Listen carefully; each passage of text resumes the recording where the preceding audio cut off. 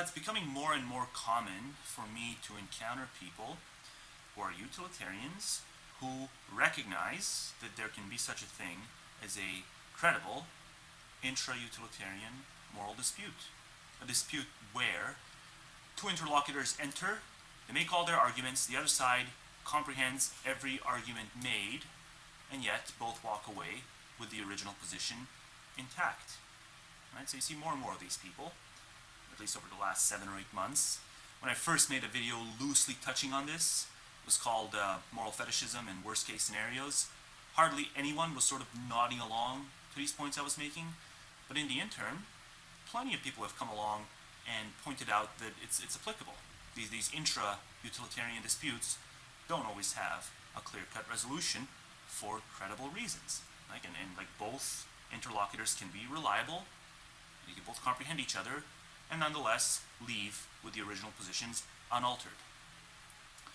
Now, an example of this can be something like bog standard negative utilitarianism meeting threshold negative utilitarianism, right? Or some sort of unorthodox lexical negative utilitarianism. One issue I brought up in the past video was the differentiation between total versus average utility metrics. You take the total view and you can construct a certain scenario that makes the average view look preposterous, and vice versa with the average view making the total view looking like it's preposterous, depending on the configuration of the particular case. Right? So we can all do this. We've been doing it for a while, especially the last 7 or 8 months, at least from what I've noticed. And so there's somewhat of a consensus building that there's no clear-cut answers, because every case is different. Now, granting that is one thing, but granting that the same thing applies to intra-consequentialist disputes, non-utilitarian intra-consequentialist disputes, that's nowhere near as rare. It's every bit as infrequent nowadays as it was 8 months ago when I first tried pushing this sort of subject. And I want to see if I can alter that with this video. Right? So there's a book out there called The Dimensions of Consequentialism. And it sort of tries to get at what I'm trying to get at, which is it establishes a difference between the one-dimensional consequentialist and the multi-dimensional consequentialist. On effective altruism forums, this is known as narrow versus broad consequentialism, but I think they might mean something different by two. I'd have to double check with the original author before tying it to one-dimensional versus multi-dimensional. But here's how I would bottom line the difference. The one-dimensional consequentialist has to believe in either the utility verdict, the priority verdict, the equality verdict, the sufficiency verdict, or in some cases, the just desserts verdict. There can be no intra-consequentialist variance among those 5 verdicts, those 5 formulas, or there might be even more formulas, but those are the 5 that spring to mind immediately, if you ask me. Egalitarianism, less so. Egalitarianism is mostly viewed from a legalistic lens, but strictly speaking, it can be applied to teleological ethics. I'll link to an article on the Stanford Encyclopedia detailing that, and detailing the rival views as well. I think it's probably the consequentialist formula that's taken least seriously is this notion that we have to bring about an outcome of equality. So when I talk about multi-dimensional consequentialism, applying some sort of forward-looking particularism, I do mean to exclude right off the bat any form of equality that strives for anything other than opportunity. Of course, equality of opportunity is far more often than not instrumentally valuable, but it can never be terminally valuable because, well, just like the title says, it is equality of opportunity. Insofar as it creates disadvantageous outcomes, then I would be willing to scrap even opportunity of equality. Like, you take away my opportunity of equality, where doing so results in me getting a better outcome for myself from a non-comparative point of view, I'm certainly going to go for that sort of package deal. Just like I'm going to go for the rights, the sort of world where I don't have anything in the way of a natural right on paper or a legal right on paper, any sort of government protection. I have none of it. I live under an absolute despot. But all my interests are actually realized because nothing goes wrong from a cosmic misfortune point of view. There's all sorts of governmental injustice on paper, but none of it bleeds over into a violation of my interests in the form of cosmic injustice. I'd much rather have that than live in the sort of society where I have absolute rights on paper, but because the role of government is simply to protect those rights, all of my interests don't end up being realized by way of cosmic misfortune. And I don't think that's too controversial a view. I think if you give even the most ardent proponent of contractualism or proprietarianism, you make it that simple. The differentiation between the two worlds, you make it that simple, they're going to go for the world where their interests are actually realized.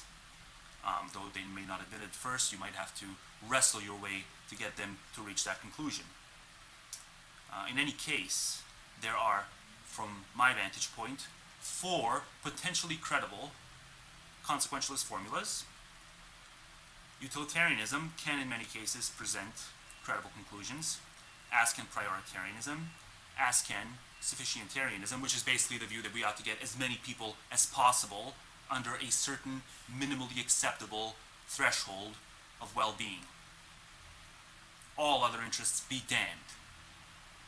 And then there's the just desserts view. I've spent some time in that video on worst case scenarios pointing out the differences between the utility verdict and the priority verdict, and how in certain cases utility verdicts can be highly unfriendly to the least well-off because it's theoretically possible to minimize the bad, where the bad consists of mild discomforts across long time horizons endured by some supermajority, right? Versus the alternative, where we tolerate that sort of thing, but by doing so, or we don't tolerate that sort of thing, but by not tolerating it, we actually get to assist the least well off. So prioritarianism actually gets at the heart of some of the most severe forms of suffering in specific cases at the expense of some higher level of disutility. So it all depends on the case. Right? And if you're a multi-dimensional consequentialist, you get to go case by case, you get to evaluate specific configurations of cases, and you don't have to be beholden to a specific formula in all these practical or theoretical cases. So it's very important because the cases themselves vary, because we exist in a bizarre, unpredictable world where a lot of shit can change just like that. And a moral system that's static, like any form of non-consequentialism, can control for that change and that variation, but neither can one-dimensional consequentialism that leaves you, again, stuck with either utility, either equality, either sufficiency, or either priority, or just desserts across the board. It can't control for complexity, and we need to be attentive to complexity. Now, take that, and let's just take the negative, the below neutral states off the table, just for a few minutes. And let's demand that negative consequentialists, myself included, let's demand that they evaluate state of affairs where there is no suffering to be found. There are only individuals who exist at a above neutral threshold of well-being, and that there's no suffering in store whatsoever, no matter what sort of option we choose. Whichever prescription you go with, you will not create suffering. You will not create anything in the way of a below neutral state. All you can do is decrease levels of pleasure being experienced. And I think those specific cases can lead us to sacrifice not just utility, not just priority, not just sufficiency, but they can lead us to sacrifice all three in the interest of just desserts. Desertitarianism, as it is referred to on Stanford Encyclopedia of Philosophy. Now, what can such a case entail? Well, I think we need to look at the difference between inborn talents and grueling efforts. So let's say you have Alice, who is a talentless hard worker, and then you have Jill, who is a gifted slacker. Let's say the two of them exist on a abandoned island, no other creatures in sight. It's just the two of them. They're off the grid. And because Alice is talentless, she knows that she has to be more hardworking, whereas Jill's inborn talents has her thinking that, well, no matter what happens, when shit hits the fan, if shit hits the fan, me and my talents are going to find a way to get out of it because, well, everything's always been easy. I've always been able to accomplish my goals just like that. I've never really had to work hard for anything because I'm just so damn magnificent. Okay, so let's say that Alice, her initial well-being level is at plus 25, and let's say that Jill's well-being level is at plus 20. So they're both significantly above neutral. They both significantly experience repeated bouts of pleasure, and maybe we can even say eudaimonia, and just all sorts of positive stuff, whether non-hedonic pleasure in the way of awareness raising or some sort of hedonic pleasure, all interchangeable. It's all there under the pleasure portfolio and the happiness portfolio, all of it. So Alice is at plus 25, Jill is at plus 20. Alice is working very hard to innovate some sort of a gadget. Right, now, the specifics of this gadget are irrelevant. It's just going to be the sort of gadget that's going to bring about a lot of pleasure to her. It's going to increase her well-being even more. But in the process of trying to innovate this sort of thing, it takes a lot out of her. It comes with much effort, and so she levels herself down to plus 20. So she's right now at the exact same level of well-being as Jill is. So they're both at plus 20 because Alice, through her efforts, repeated efforts, has leveled herself down by 5.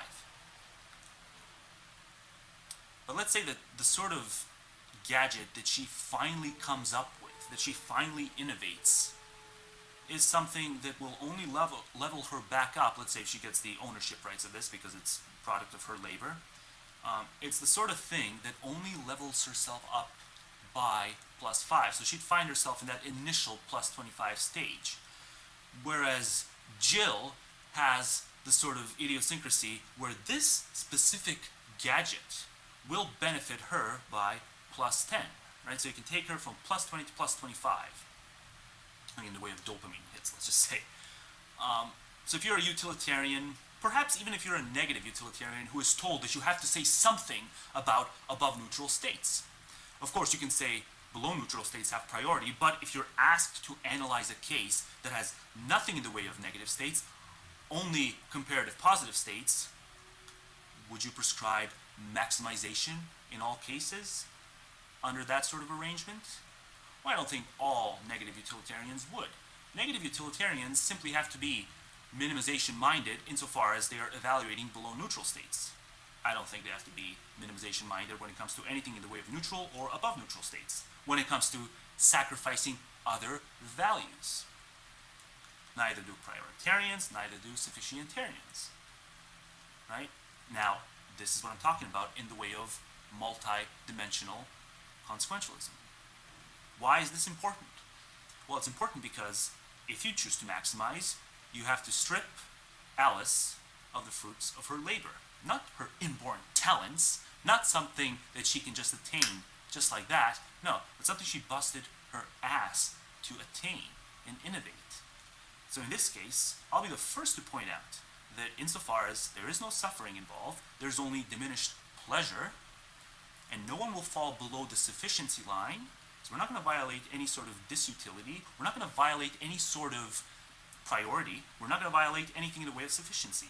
We're simply going to fail to maximize above neutral states, which is not interchangeable with failing to minimize those who are the worst off, minimize their plight.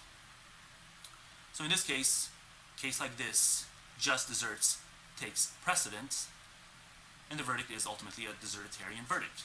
Alice gets ownership rights of this gadget, and whether she wants to share it 50-50 with Jill, that would be her prerogative, but in the form of what's ethical, first and foremost, is that maximization be damned, convenience mongering be damned, Alice gets full ownership rights of the fruit of her labor.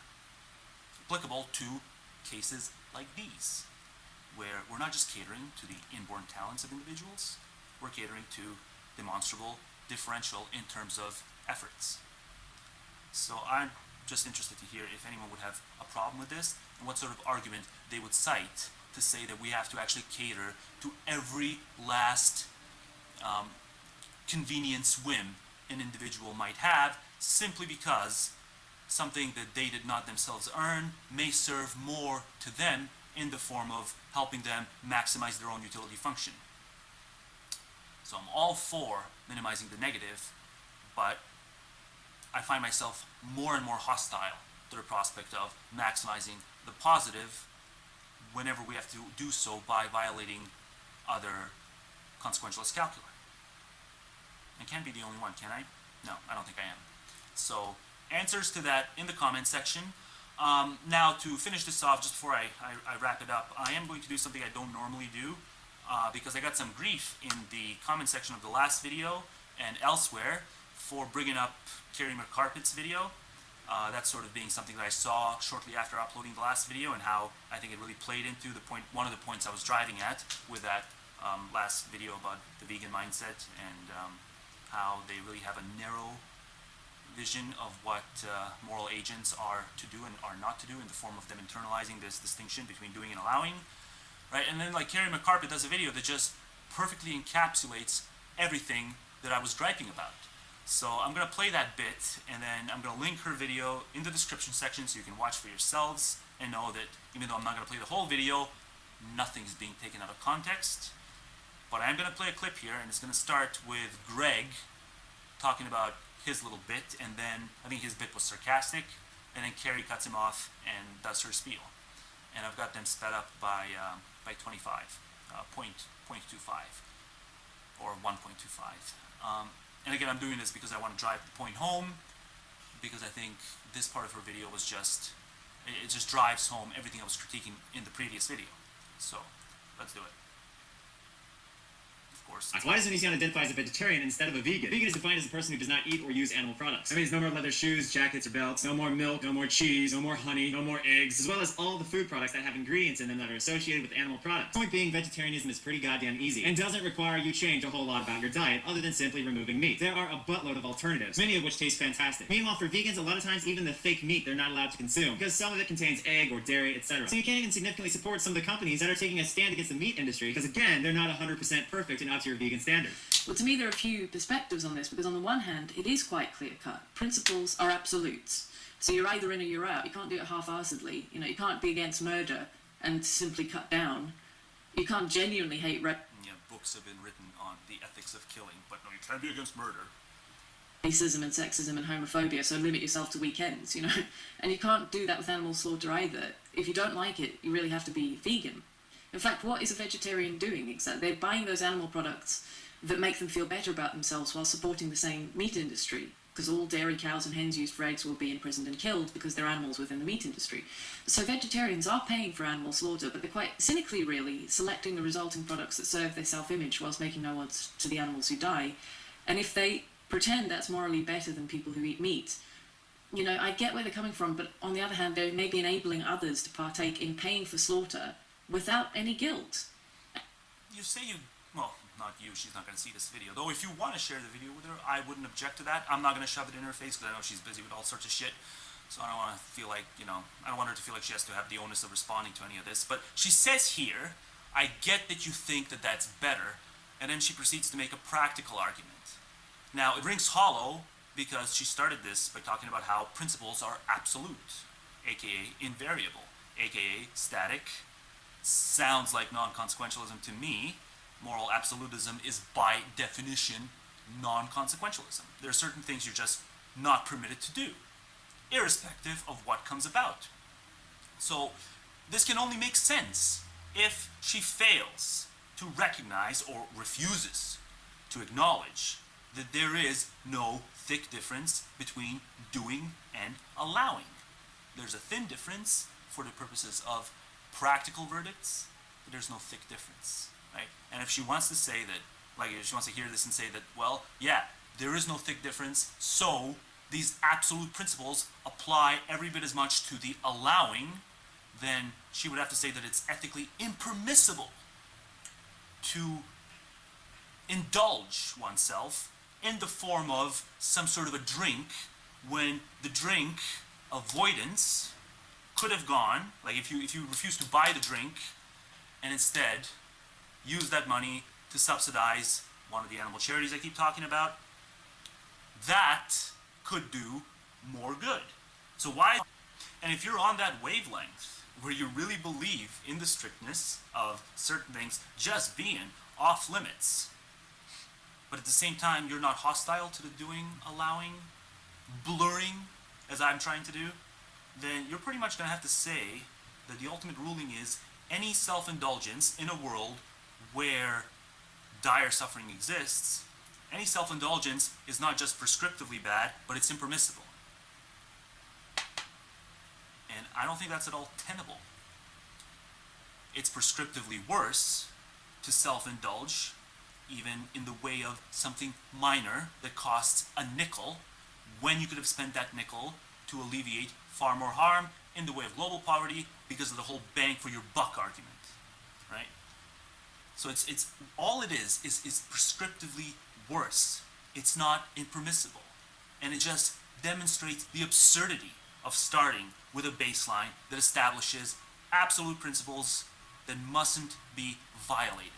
Think about it. If you were to ask her, and I don't object you asking her in the comments section, by the way, if you were to ask her, what's worse? Someone who causes, let's say, 50 utils of suffering to animals in the way of continuing to eat dairy and meat, but reduces 50 utils of animal suffering in the form of donations to effective charities, right? So this person breaks even at the end of their life.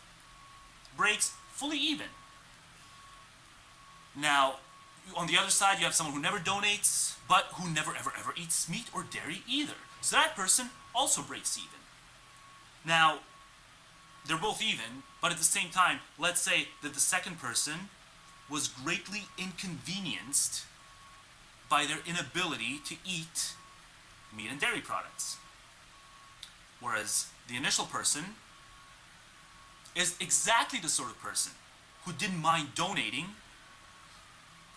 and enjoyed being able to continue playing fast and loose with meat products and dairy products and animal testing products and all that jazz, right? So you got to look at the impact not only in terms of output but also in terms of input, the impact on the agent. If this second person had been swindled into believing they must never ever eat meat, like this person over here, who broke even simply because they never did, but they also never allowed, whereas this person over here did a bunch of doing and a bunch of not allowing, right?